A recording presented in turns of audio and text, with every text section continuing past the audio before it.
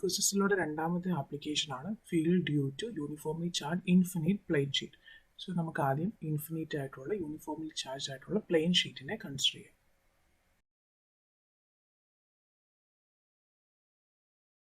ഈ plain sheet uniformly charged ആണ്, അതായത് നമ്മളതിനെ എവിടെ നോക്കിയാലും ഒരേപോലെയുള്ള ചാർജ് ഡിസ്ട്രിബ്യൂഷൻ ആയിരിക്കും കാണാൻ സാധിക്കുക.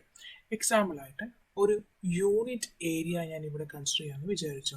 അപ്പം അതിനുള്ള ടോട്ടൽ ചാർജ് എന്ന് പറയുന്നത് തന്നെയായിരിക്കും നമ്മൾ ഈ ഷീറ്റിൻ്റെ വേറെ എവിടെയെങ്കിലും അതേ യൂണിറ്റ് ഏരിയ കൺസിഡർ ചെയ്താൽ അതിലുള്ള amount of charge.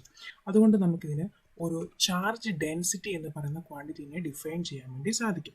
So charge density ഇവിടെ ഒരു സർഫസ് ആയതുകൊണ്ട് സർഫസ് ചാർജ് ഡെൻസിറ്റി എന്നാണ് എടുക്കുന്നത്. Surface charge density sigma is equal to total charge Q divided by total surface area, അല്ലെങ്കിൽ ഒരു യൂണിറ്റ് സർഫസ് ഏരിയയിലുള്ള ടോട്ടൽ ചാർജിനെയാണ് നമ്മൾ സർഫസ് ചാർജ് ഡെൻസിറ്റി എന്ന് വിളിക്കുന്നത്. ഈ കാര്യം മനസ്സിൽ വെച്ചോളൂ. ഇനി നമുക്കിവിടെ കാൽക്കുലേറ്റ് ചെയ്യേണ്ടത് ഈ യൂണിഫോംലി ചാർജ് ആയിട്ടുള്ള പ്ലെയിൻ ഷീറ്റ് കാരണമുള്ള ഇലക്ട്രിക് ഫീൽഡ് ആണ്. ഇവിടെ ഞാൻ രണ്ട് പോയിന്റ്സ് എടുക്കുകയാണ്, എ എന്നൊരു പോയിന്റും ബി എന്നൊരു പോയിന്റും.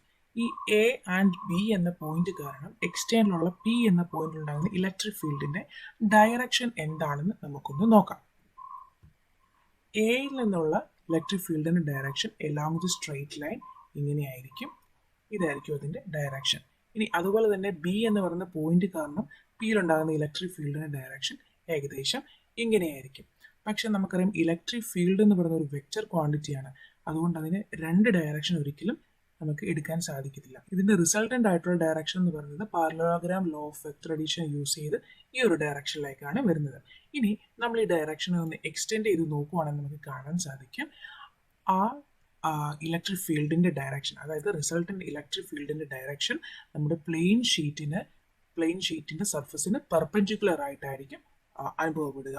അതുകൊണ്ട് നമുക്ക് പറയാൻ പറ്റും ഈ പ്ലെയിൻ ഷീറ്റ് കാരണമുള്ള ഇലക്ട്രിക് ഫീൽഡിന്റെ ഡയറക്ഷൻ ഈ പ്ലെയിൻ ഷീറ്റിന്റെ സർഫസിന് നോർമൽ ആയിട്ടാണ് എന്ന് കാണാൻ സാധിക്കും. ഇനി ഇലക്ട്രിക് ഫീൽഡ് കണ്ടുപിടിക്കണമെങ്കിൽ നമ്മൾ ആദ്യമായി ഇവിടെ ഒരു ഗോസിയൻ സർഫസ് കൺസിഡർ ചെയ്യണം.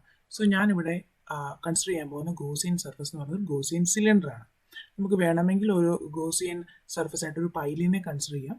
ഈ ഗോസിയൻ സർഫസിൽ നമ്മൾ ഇലക്ട്രിക് ഫീൽഡിന്റെ ഡയറക്ഷൻ നോക്കുകയാണെങ്കിൽ നമുക്ക് മനസ്സിലാക്കാൻ സാധിക്കും, നമ്മൾ നേരത്തെ കണ്ടു നമ്മുടെ സർഫസിന് നോർമൽ ആയിട്ട് മാത്രമേ ഇലക്ട്രിക് ഫീൽഡിന് ഡയറക്ഷൻ ഉള്ളൂ. അതുകൊണ്ട് ഈ രണ്ട് സർഫസുകളാണ് ഈ പ്ലെയിൻ ഷീറ്റിന്റെ നോർമലിന്റെ ഡയറക്ഷനിലേക്കുള്ള രണ്ട് സർഫസുകൾ. അതായത് ഈ ഡയറക്ഷനിലും നമുക്ക് ഇലക്ട്രിക് ഫീൽഡ് ഉണ്ടാകും, ഈ ഡയറക്ഷനിലും ഇലക്ട്രിക് ഫീൽഡ് ഉണ്ടാകും.